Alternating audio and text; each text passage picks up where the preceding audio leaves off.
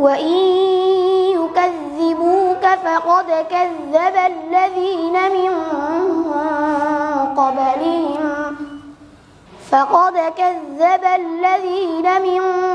قبلهم جاءتهم رسلهم بالبينات وبالزبر وبالكتاب المنير ثم أخذت الذين كفروا فكيف كان نكير ألم تر أن الله أنزل من السماء ماء فأخرجنا به ثمرات مختلفا ألوانها ومن الجبال جدد بيض وحمر مختلف ألوانها وغرابيب سود ومن الناس والدواب والأنعام مختلف ألوانه كذلك إنما يخشى الله من عباده العلماء إن الله عزيز غفور. waxaan ku bilaabayaa Ilaahay subhanahu wa ta'ala amaantiisa iyo shukrigiisa inaan u mahad celino khayrkan uu noo furay uu dawladda Jubbaland u furay ugu horeeyo ra'iiskeeda waxaan ku celinayaa Ilaahay subhanahu wa ta'ala mahadiisa tatra xiriir ah oo aan dhamaaneyn Ilaahay waa iska leh thumma wanaagaas iyo khayrkaas waxaan u celinayaa ra'iiska hogaamiyaha noogu ah quraanka garab istaagiisa kelmadiisa sanadkii hore aadka qayimka u ahayd waxa ku jirtay iskuulada iyo jaamacaadku waa dad badan yihiin waa muxuu ahaa wax taageerayaashoodu waa badan yihiin laakiin maadaama quraanku uu dhinacaas ka yar yahay sida hadda wala sheegay sida meelaha lagu dhigto kale waxa xaq nagu ah in aan asaga xooga saarno garab istaagno jazaahullahu khayran. alhamdulillah wassalatu wassalamu ala rasulillah marka ilaa maaskale noo suurtageliyay runtii kulankan qiimaha iyo qaayaha badan aadna loogu waramay culimadana ay aad ugu faahfaahisay muhiimka kulanka uu leeyahay kadib waxaan rabaa inaan u mahadceliyo madaxweynaha dowladda Jubbaland Sheekh Ahmed Maxamed Islaam runtii barnaamijkaana inta badan xooga saaray iyadoo aan ognahay xaaladda maanta dalku uu ku jiro duruufaha jiro mar walbana insha Allah ta'ala ka caajisin horumarinta iyo dhiirigelinta ardayda kaalmaha hore gashay kadib waxaan rabaa dhammaan mas'uuliyiinta halkan fadhisa qof walba magaciisa iyo mas'uulku ku fadhiya assalaamu alaykum wa rahmatullahi wa barakatuh. inta kadib runtii waxaan dhihi karaa oo horumar weyn dowladda gobolka Jubbaland ee gaartay gaar ahaan barnaamijkan tartanka quraanka ah maanta waxaa hormuud u ah dowladda Jubbaland sida aad ogtihiin kadib markii uu madaxweynaha uu istaagay in barnaamijkan si runtii oo hufan oo cadaalad ah oo kalsooni ah oo magaranaysa daacadnimo ku dheehan tahay uu qaatay waxay noqotay in lagu daydo marka waa guul noo soo hoytay kadib waxaan rabaa inaan u mahadceliyo runtii barnaamijka wuxuu soo maray marxalad aad u kala duwan mar hore aan la soo bilaabay dhowr sano uu soo socday barnaamijkan maanta meesha uu taagan yahay runtii waxaan dhihi karnaa waa meelaha aan ku hiirinayn inuu gaaro marka intaa kadib waxaan rabaa insha Allah ta'ala inaan iraahdo maanta hogaanka calaamadaha hogaanka fiican waxaa ka mid ah inuu mas'uul ka dhex fadhiyo shacabkiisa maanta waxaan meenaa wax naga maqan ma leh haweenkii culimadiinkii madaxdii kulli marka ku amaana madaxweynaha runtii inuu mar walba la qayb qaato ama ka qayb qaato horumarinta arrimaha bulshada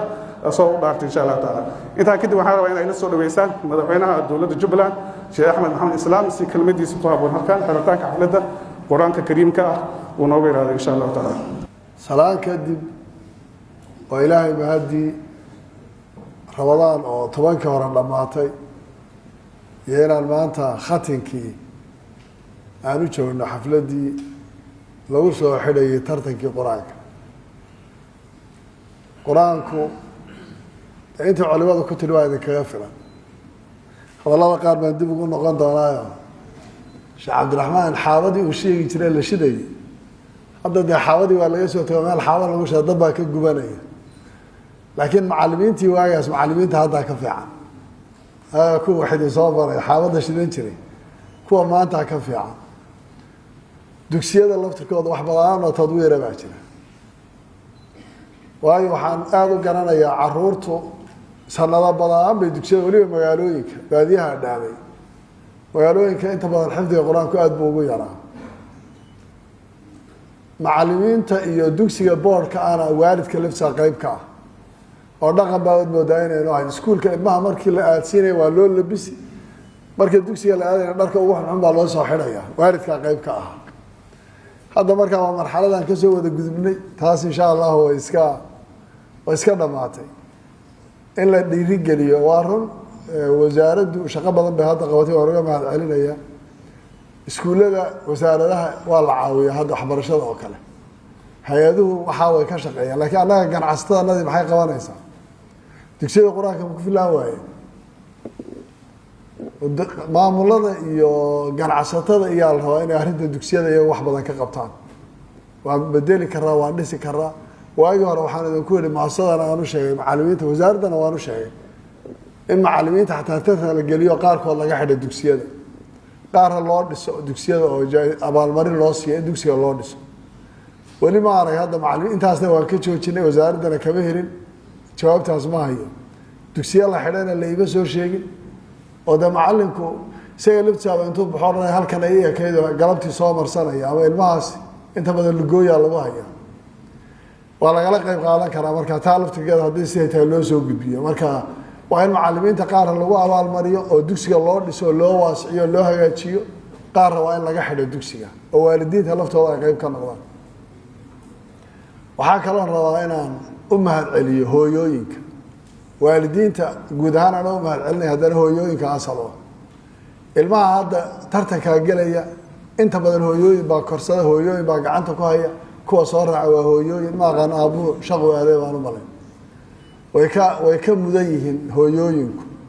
guriga tarbiyadiisa iyo waxbarashadiisa iyo hagaagiisu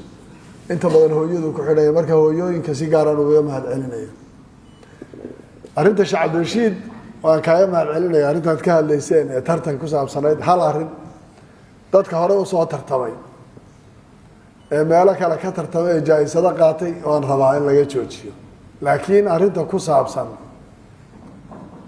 cidda imanaysa dadka imanaya ee Soomaalida ee meelaha ka imanaya ma fi maanac hadday yimaadaan dadka loo fasaxo haddaan kordhista waxa la bixinayo laakiin ha ku koobina ha odhanina oo haddana xaafadda ka iman ma xaafad kale ma ogol inta ka daayay ama wixii shuruuda ku saabsan sida kuwa ugu celisay dadka tartan kala soo galay laga joojiyo kuwaas laakiin qof kasta oo Soomaali oo u imaanaya inuu tartanka ka qayb galo ama waxyaalo ama hal waayo xaylata inaad fudaydisaan midaas daartaan khalfiyaad sidii raadiye sawiradiisa raadiye meelaha tartanka laga galay inta badan sawirada ka soo baxa midda aan noqoto xujadiin taas ay yeelanaysa aad iyo aad baan idinku mahad celinayaa ficlan camalkani waxa aad u badan bishan aad ugu soo celinay abaaraha jira waarun abaaraha jira hadda macallimiin carruurta yaryar ee kulbiyo ka roob doontay ilaahay roob ugu soo jawaabay